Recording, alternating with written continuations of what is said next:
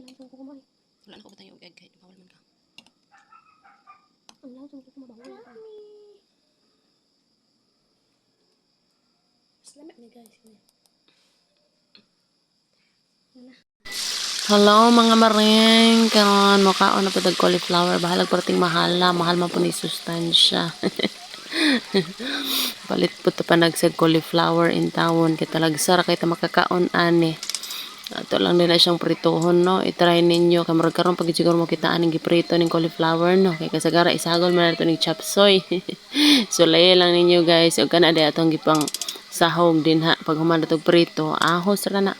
Dok-dok mog ahos diha, sili, timplahe lang ninyo na og dayon butang gid niya lemonsito.